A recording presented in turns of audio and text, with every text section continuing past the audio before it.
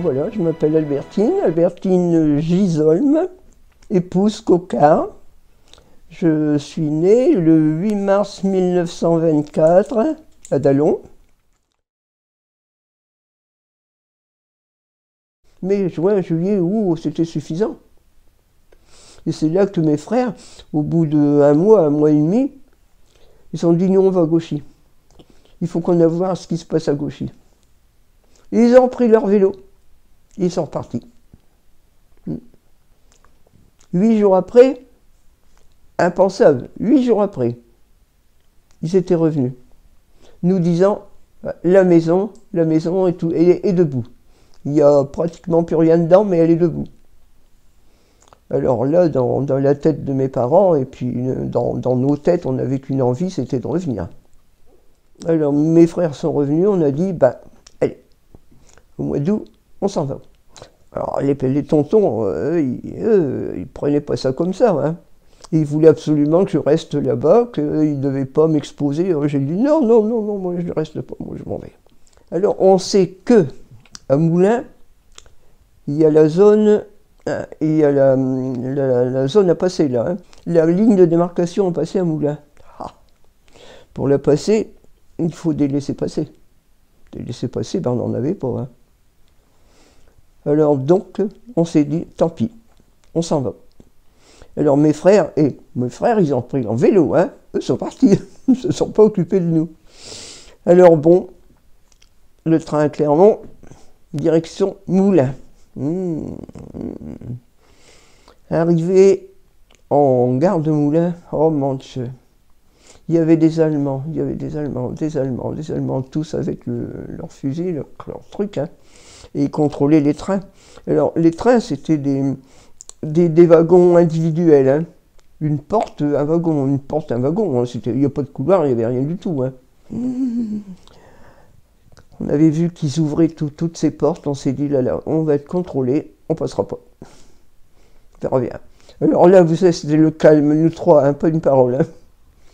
Et tout à coup, on a entendu la portière à côté claquer. Là, c'était nous. Ils n'ont pas ouvert. Ils ont ouvert la porte d'à côté. Un miracle, hein. On n'a pas été contrôlés. Ici et là. Nous, dans le milieu, on n'a pas été contrôlés. On disait, c'est pas possible. Mais ils vont revenir. Ils vont revenir. Parce que ça avait quand même duré un certain temps. Hein. Non, toujours rien. Et tout d'un coup, on a senti le train qui démarrait. On a dit, ça y est, on est passé. Et c'était parti. Là, c'était... Ah oui. Là, oui. Ah oui. Là, on a commencé à retrouver un peu la parole. Hein. Les trains, maximum, Tergnier. Après, terminé. Il n'y a plus de train. Ah. Il faut bien y aller. Hein. Alors, on a attendu un train. Et puis, on est parti. On est arrivé à Tergnier. Oh. Alors à Tergnier, c'était dans l'après-midi qu'on est arrivé. La gare dans un sale état. La grande passerelle qu'il y avait sur le côté, bien sûr, il n'y en avait plus. Alors devant la gare, il y avait à droite, à gauche, on arrivait de par je ne sais pas où. Et par ici, c'était tout un petit boulevard, qui avait à l'époque uniquement des hôtels, des machins comme ça, hein, jusque... Plus rien. Tout démoli. Et puis, qu'est-ce qu'on va faire? Il va falloir dormir dans la gare. Il n'y a rien. Et, papa, curieux quand même, il avait regardé les démolitions, et puis il y avait un hôtel où il y avait quand même un pan de mur qui était encore droit, disons. Enfin bref, il y avait peut-être un petit truc pour passer, peut-être. Ah, ben, il est allé voir. Ce qu'il allait trouver. Et il y avait un endroit quand même où il y avait encore 2 matelas. C'est un hôtel. Alors, comme la nuit tombait quand même, hein, on a dit, on va dormir là. On a dormi là. Voilà. Alors, on n'avait rien. Hein. Heureusement, on avait pris un petit peu de ravitaillement, pas grand-chose, mais enfin. On a dormi là. Et puis voilà. Mais le lendemain, il fallait agir. Quoi faire? on arrivait à Tergnier en zone occupée. De l'autre côté de Tergnier, c'était zone interdite. Il fallait passer pour rentrer chez nous, là. Hein. Mais où? Alors, il y avait un pont, le pont qui allait à Farnier. Alors, si on avait pu passer là, mais on n'a pas pu. Il y avait des sentinelles. Alors, moi, un petit peu culotté, j'avais été demandé si on pouvait passer. Alors, aussitôt, papillon. Eh ben non, non, papillon. J'étais à la commandanture, hein.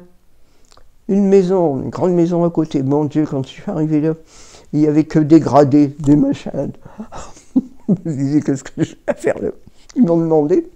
Alors j'ai fait comprendre que c'était pour rentrer à la maison. Alors non, niet, pas question. Bon. Alors, donc le matin, on était quand même rentré dans un café qu'il y avait là, qui avait encore. On dit, c'est pas le tout, on va aller boire un petit café quand même, parce que. Hein, et on en avait parlé. Oh, on nous a dit, vous savez, il y a des possibilités. Hein, des possibilités. Alors, ne serait-ce que la nuit, par les champs, on peut passer. Alors, alors papa nous avait dit, bon, ben vous redormez là, et moi je vais partir. On verra bien. Il est parti, puis il était passé, c'est vrai. Hein. Mais c'était dangereux quand même. Hein. Le lendemain, on en reparle, on nous dit, il y a une autre solution. Vous traversez la cité des cheminots, qui elle avait été détruite déjà, hein, était dans un état. Vous traversez la cité des cheminots, vous trouverez un petit chemin qui monte, vous verrez une maison toute seule, au loin. Et là, il y a un petit chemin qui descend. Vous prenez ce chemin-là. Bien sûr, dans la maison, il y a des Allemands, mais en général, ils laissent passer. Oh, on dit, on va y aller. Hein. Le lendemain, il est reparti. Et puis, on traverse la cité, on trouve le petit chemin, on voit la maison. Bon, et puis rien ne bougeait, ça va, allez, eh bien on y va. On descendait le chemin à 3, tout d'un coup, on entend du bruit derrière nous. Les Allemands étaient là. Pas pire, ben, pas pire. Et puis, je sais pas. Papa avait déjà sa carte de mutilé de guerre, il avait été blessé à la guerre. Hein. Alors, puis, il voulait leur montrer, il s'en fichait pas mal, certainement, hein, il voulait leur montrer sa carte d'invalidité. Et ils ont vu un peu d'argent dans le portefeuille. Là, ils ont été attirés, ils ont pris ce qu'il y avait, mis dans leur poche. À partir de ce moment-là, on pouvait descendre. Et voilà. Alors, on est parti.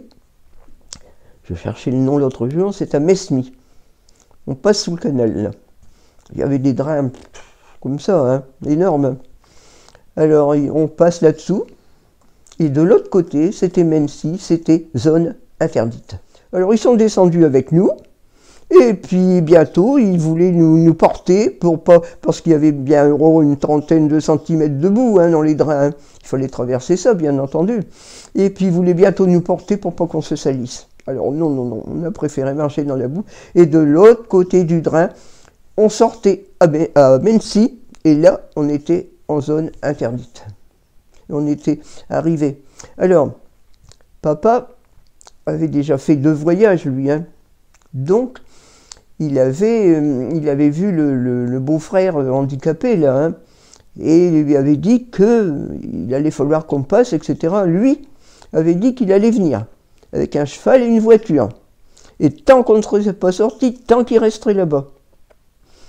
Et ça fait que quand on est sorti à Mennecy, eh ben, il était là. Il était là. Alors on a monté dans cette voiture et puis on est rentré. On arrive à la maison, d'abord cette voiture, l'oncle nous a amenés chez une sœur à maman. C'était vers midi peut-être, oui. Il nous a amenés chez une sœur à maman à Dallon. Alors là, oh écoutez, j'ai fait un repas, j'en ai jamais fait un aussi bon de ma vie. C'était simplement du bœuf à la cocotte avec des macaronis. Mais Ça nous avait semblé bon.